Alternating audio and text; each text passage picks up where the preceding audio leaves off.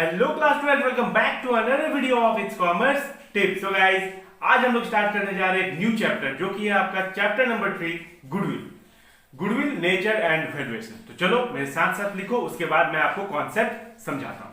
तो आज है video number 1, new chapter, chapter number 3 goodwill, nature and valuation. Okay, तो चलो मेरे साथ साथ लिखो आप।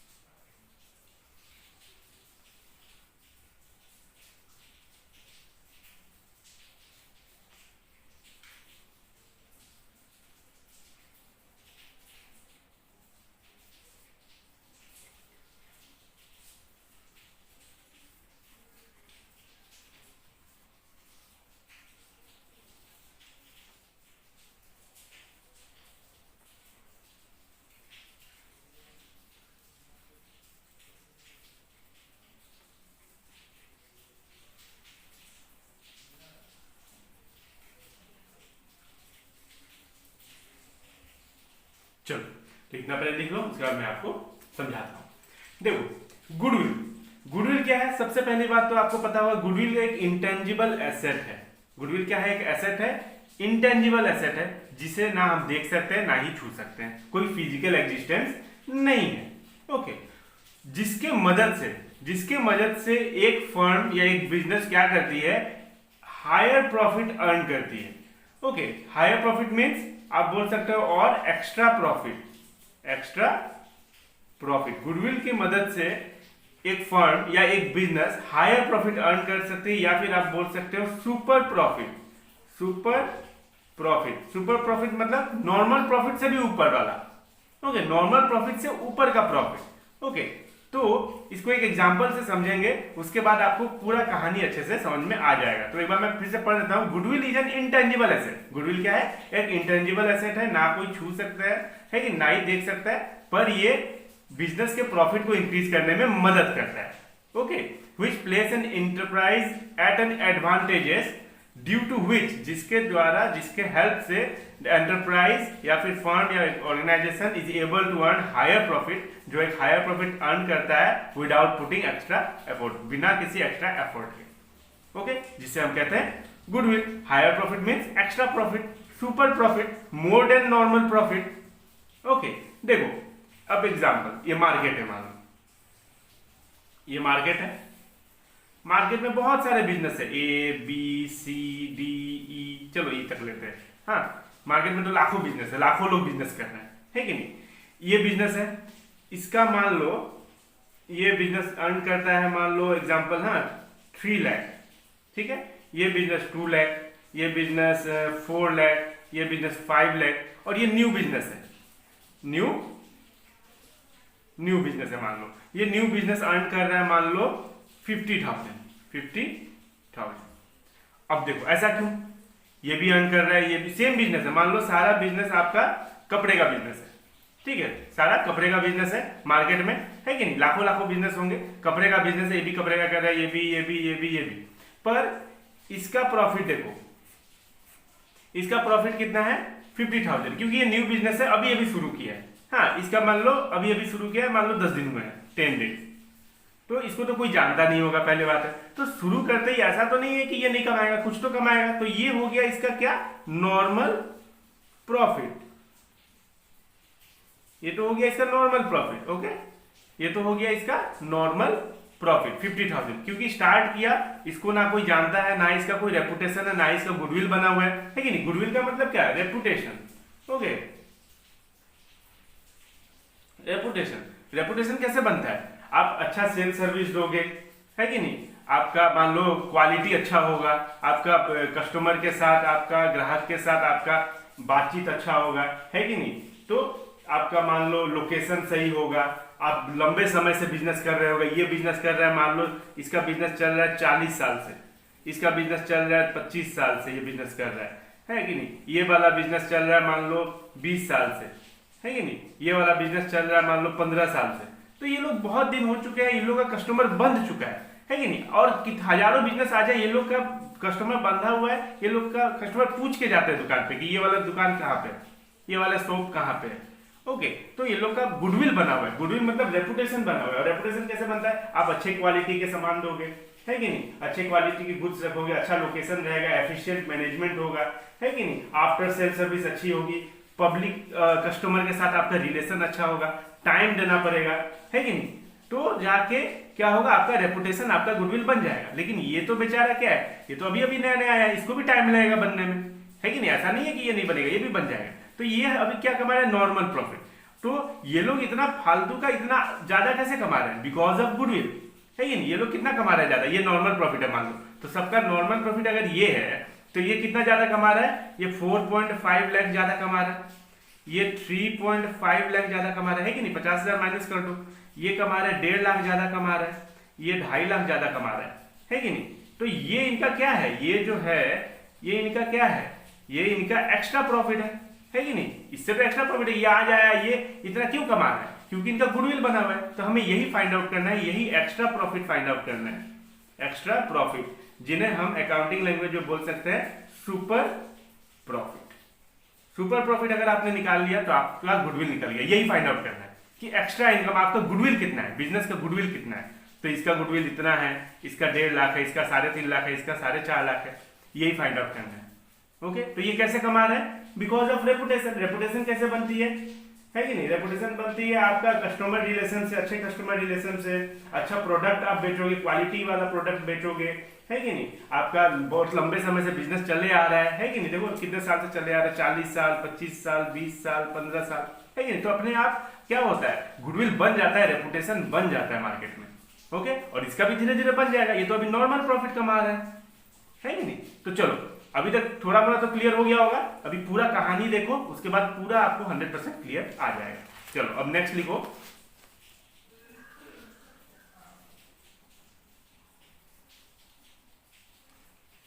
Characteristics of goodwill. तो कुछ कैरेक्टरिस्टिक्स लिखो। इसका थ्योरी लिखना बहुत जरूरी है, क्योंकि एग्जाम में पूछता है, सीबीएसई एग्जाम में पूछता है इसका थ्योरी 100%। ओके, तो कुछ भी छोड़ना नहीं है, क्योंकि बेस क्लियर रहेगा तो आगे चल के कोई प्रॉब्लम नहीं आएगा। और मैं वादा करता हूं आपसे, आपको इस चैप्टर में कोई भी प्रॉब्लम नहीं आने वाली है, किसी भी चैप्टर में कोई भी प्रॉब्लम नहीं आने वाली है। ओके, बस आप बने रहो, तो पेशेंस बनाए रखो और अपना नोटबुक ओपन करो और लिखते रहो। चलो और सुनते रहो। पहला कैरेक्टरिस्टिक्स क्या होगा, पहला सबसे इजी वाला, it is N intangible asset. It is N intangible asset, है कि नहीं। ये एक इंटेंजिबल एसेट है, ना इसे कोई देख सकता है ना छू सकता है, लेकिन ये प्रॉफिट अर्न करने में हेल्प करता है, एक्स्ट्रा प्रॉफिट अर्न करने में हेल्प करता है, because of its reputation, because goodwill means reputation. Okay, number 2 लिख लो आप, इट हेल्प, अभी जो मैंने बोला वही लिखवा रहा हूं, it help in earning higher profit, extra profit, super profit, normal profit से भी ज्यादा। नॉर्मल प्रॉफिट तो आज अगर कोई शॉप खोलेगा वो आज भी कमाएगा, ऐसा तो नहीं है नहीं कमाएगा, कम कमाएगा लेकिन, तो उसका नॉर्मल प्रॉफिट हुआ वो, ठीक है। फिर आप लिख लो, it is an attractive force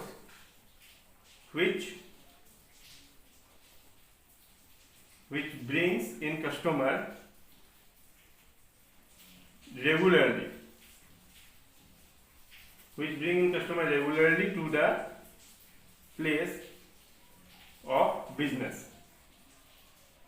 एक अट्रैक्टिव फोर्स है कि नहीं। मान लो आपको छोले कुलचे बहुत अच्छे लगते हैं या छोले भटूरे बहुत अच्छे लगते हैं, है कि नहीं? तो आप बार बार एक ही दुकान पे क्यों जाते हो खाने के लिए? क्योंकि उसका क्वालिटी अच्छा है, उसका गुडविल बना हुआ है, बहुत लोग भीड़ लगे रहते हैं, है कि नहीं? मान लो ये है, हाँ, ये छोले भटूरे बेच रहा है कि नहीं? यहाँ पे लोगों की भीड़ लगी रहती है, चारों तरफ इसको घेर के रखा रहता है, और ये बेचारा चुपचाप एक दो कस्टमर के साथ लगा रहता है कि नहीं? और इसके पास भीड़ ही भीड़ है, भीड़ ही भीड़ है, लोग ही लोग है, लाइन लगा हुआ है। क्यों?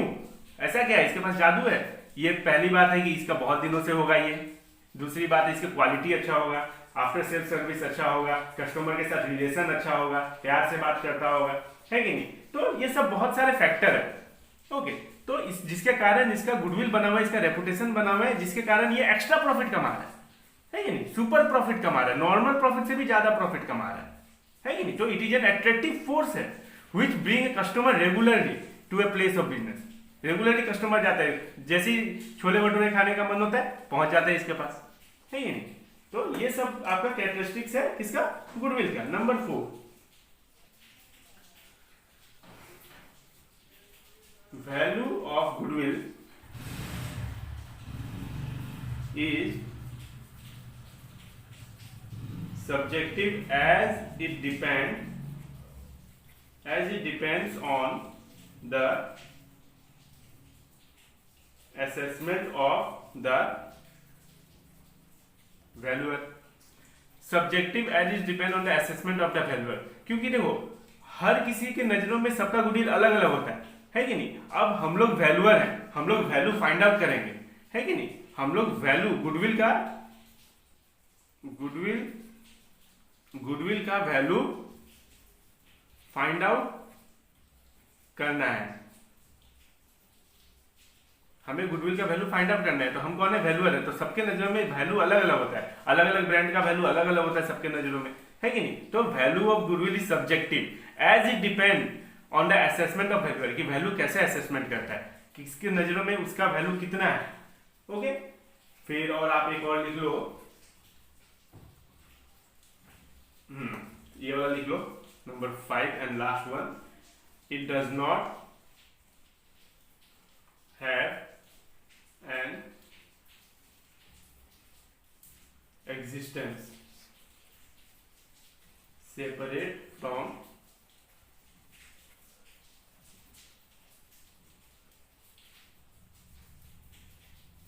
enterprise। it does not have an existence, ये मतलब मान लो ये बिजनेस है, ठीक है?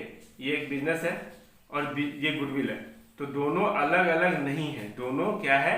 एक ही है। बिजनेस रहेगा तभी तो गुडविल रहेगा, बिजनेस का ही तो गुडविल होता है कि नहीं? किसी फर्म का ही तो गुडविल होता है। तो इट डज नॉट हैव, इसका कोई एग्जिस्टेंस नहीं है, does not have existence separate from the of an enterprise. Enterprise से सेपरेट होने के बाद इसका कोई एग्जिस्टेंस नहीं है। ओके, दोनों एक है।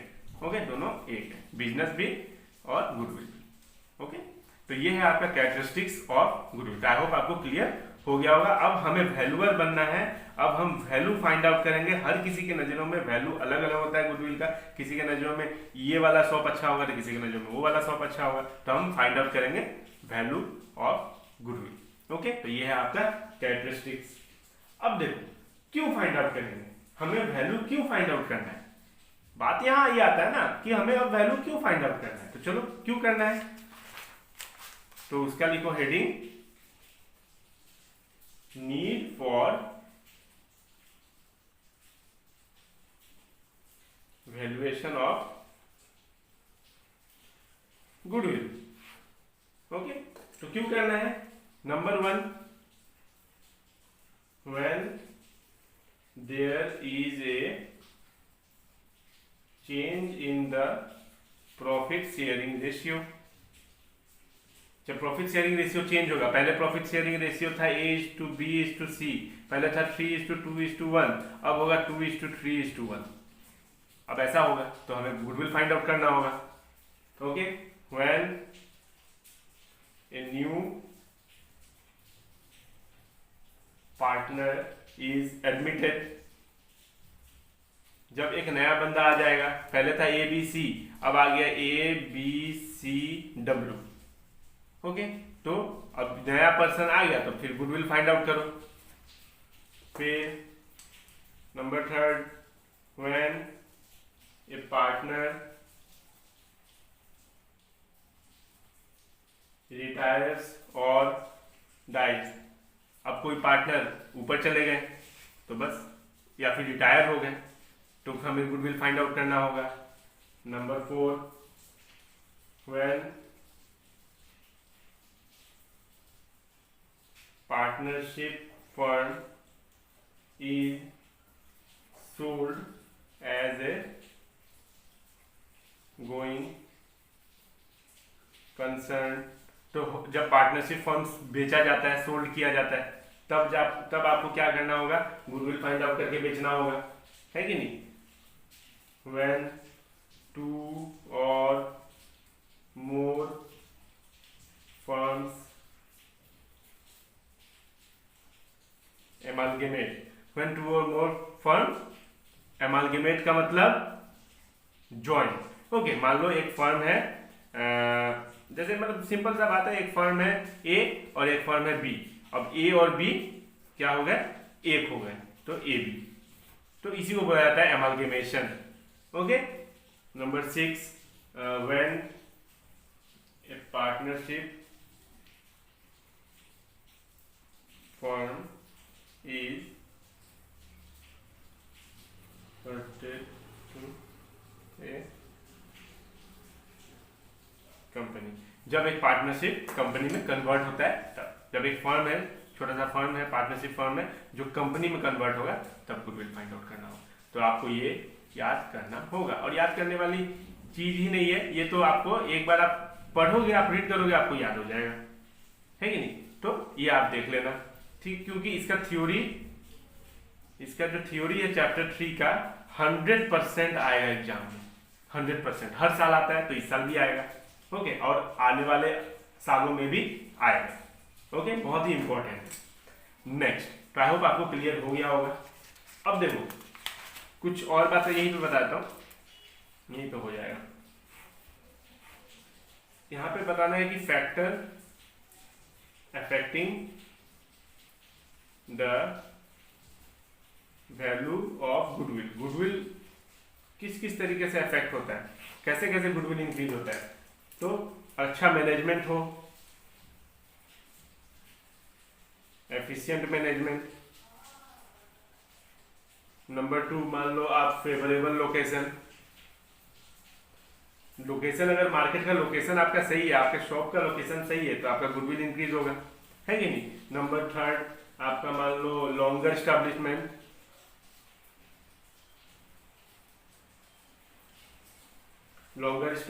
ऑफ बिजनेस, है कि नहीं। आप जब जो बिजनेस 40 साल से है कि नहीं, उसका तो कस्टमर बन गया होगा ना, वो तो उसी के पास जाएगा, कस्टमर उसी के पास जाएगा, है कि नहीं।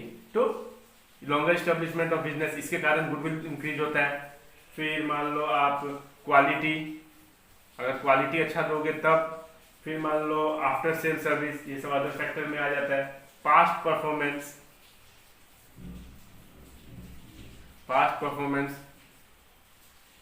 other factor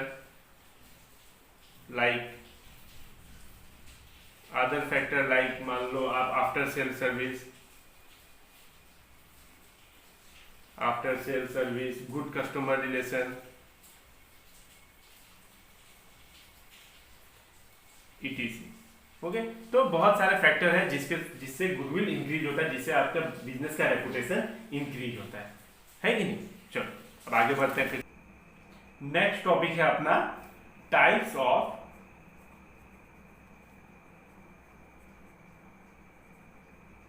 goodwill.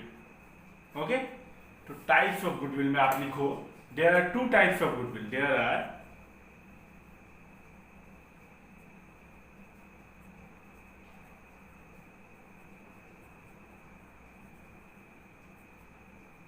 two types of goodwill.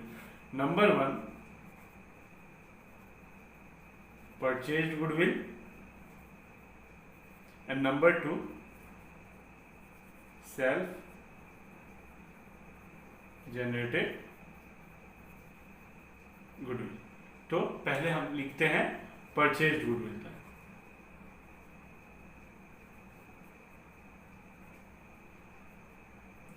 Okay, तो परचेज गुडविल में आप लिखो purchased goodwill is that goodwill for which the firm has paid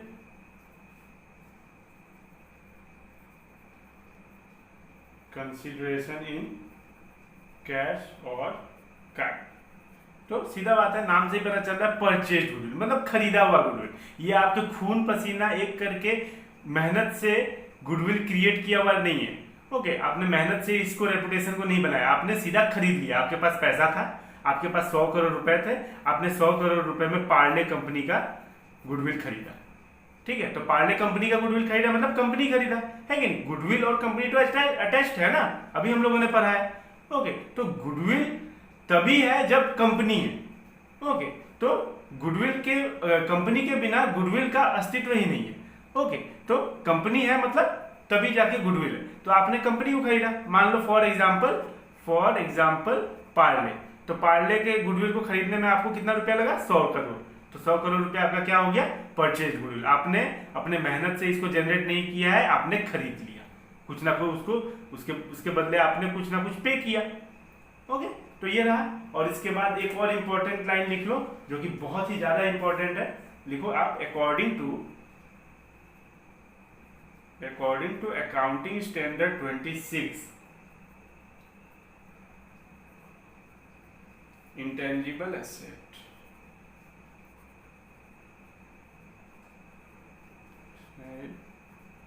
that purchased goodwill may be recognized in the books of account and written off at the earliest but within the estimated useful life। अब इसको ध्यान से समझा। Purchase goodwill का मतलब तो पता चल गया, खरीदा हुआ गुडविल। आपके पास पैसे थे, आपने खरीद लिया। According to accounting standard 26, intangible asset prescribed that purchased goodwill may be recognized in the books of account। purchased goodwill को आपको books of account, balance sheet के एसेट साइड में शो करना होगा, है कि नहीं? क्योंकि आपने खरीदा है, आपका एसेट है ये, तो बैलेंस शीट के एसेट साइड में आपको शो करना होगा, रिकॉग्नाइज करना होगा। And written off at the earliest but within the estimated useful life. जितना उसका लाइफ है गुडविल का, उसके अंदर इसको रिटर्न ऑफ करना होगा, मतलब जीरो करना होगा। मान लो आपका गुडविल कितना का लिया मैंने? 100 करोड़ का लिया। ओके, तो इसका जब तक लाइफ रहेगा, 20 साल रहे या 10 साल रहे या जो भी रहे, ओके, तो तब तक इतना तो नहीं रहता है। ओके, एक जनरली मान लो हम लोग फॉर एग्जाम्पल 10 साल ले लेते हैं, 10 ईयर्स का लाइफ है, तो 10 ईयर्स तक इसको जीरो कर देना होगा आपको। ओके, कैसे? मान लो 10 साल है, तो 10 साल में हम कितना डेप्रिसिएट करेंगे? तो डेप्रिसिएट नहीं बोलते हैं। इंटेंजिबल एसेट में अगर वैल्यू कम होता है तो डेप्रिसिएशन नहीं बोलते, इंटेंजिबल एसेट में अमोर्टाइजेशन बोलते हैं। Amortisation, okay, amortised, value amortised हो रहा है। तो कितना अमोर्टाइज्ड करेंगे हम लोग मान लो हर साल 10 साल में जीरो करना है, तो हर साल कितना करेंगे इसको? 10 करोड़। हर साल 10 करोड़ इसका वैल्यू को अमोर्टाइज करेंगे। ओके, डेप्रिसिएट करेंगे। डेप्रिसिएट वर्ड होता है यूज टेंजिबल एसेट में। ओके, ये आपके लिए सही रहेगा कि टेंजिबल एसेट में हम लोग यूज करते हैं डेप्रिसिएशन वर्ड, और इंटेंजिबल एसेट में यूज करते हैं अमोर्टाइजेशन वर्ड। ओके, तो 10 साल में इसका वैल्यू जीरो हो जाएगा। 100 करोड़ का पार्ले कंपनी का गुडविल था, है कि नहीं? गुडविल कितने का था? 100 करोड़ का। और 10 साल आप इसको 10-10 करोड़ कम कर दोगे तो जीरो हो जाएगा 10 साल में, है कि नहीं? तो इसको करना होगा। ओके, तो ये कब किसने बोला मतलब क्या? According to accounting standard 26। Okay, तो ये रहा परचेज गुडविल का concept. Number 2, self generated goodwill. और नॉन परचेज्ड गुडविल, दो नाम है, सेल्फ जनरेटेड गुडविल और non purchased goodwill. Self generated मतलब खुद से जनरेट किया गया है, ओके, खरीदा नहीं गया है। ये बंदे ने खुद से मेहनत से दिन रात खून पसीना एक करके 30 सालों में अपना गुडविल क्रिएट किया है, तब जाके इसके शॉप पे कस्टमर की लाइन लगी रहती है। क्यों? क्योंकि इसका आफ्टर सेल सर्विस अच्छा है, इसका कस्टमर के साथ बिहेवियर अच्छा है, 30 साल तक इसने अपने शॉप को जमाया है, ओके, तब जाके इसका गुडविल क्रिएट हुआ है। ओके, तो ये परचेज गुडविल इसने खरीदा नहीं है, दिन रात मेहनत करके इसने अपने गुडविल को बनाया है। ओके, तो इसे कहते हैं सेल्फ जनरेटेड गुडविल। ओके, तो इसका भी कुछ लिख लो आप, एक दो line. Self generated goodwill is the goodwill which is not purchased, सीधा सिंपल भाषा में लिखा गया, purchased for a